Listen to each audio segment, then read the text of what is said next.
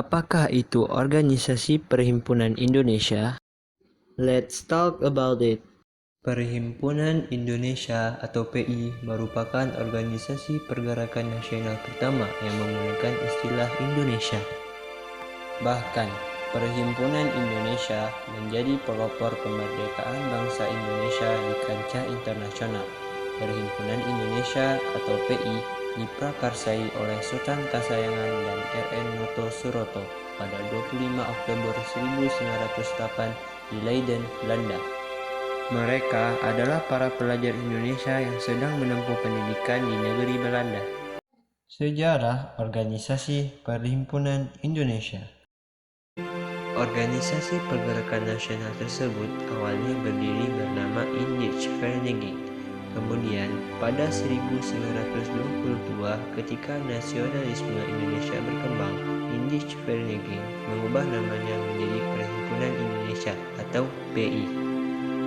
Perhimpunan Indonesia merupakan pelopor gerakan nasionalis Indonesia yang mengadvokasi kemerdekaan Indonesia dari Belanda. Ide-ide tersebut dipengaruhi oleh ide sosialis dan Mohandas atau Mahatma Gandhi di India tentang pembangkangan sipil tanpa kekerasan.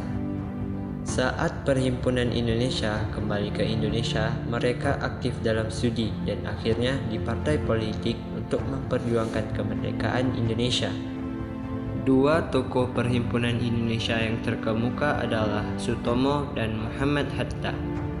Tujuan Organisasi Perhimpunan Indonesia. Kegiatan-kegiatan politik Perhimpunan Indonesia atau PI sangat menarik perhatian dunia internasional. Pada 1923, Perhimpunan Indonesia mengeluarkan Deklarasi Perhimpunan Indonesia yang dimuat dalam majalah Hindia Putra.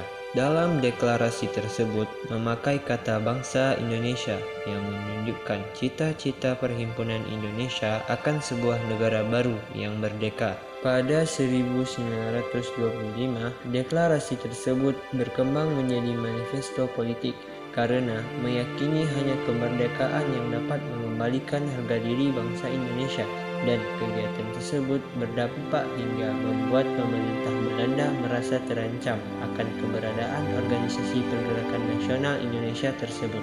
Ide-ide tentang persatuan nasionalisme yang digagas Perhimpunan Indonesia tidak hanya beredar di Belanda, tetapi juga beredar di Hindia Belanda.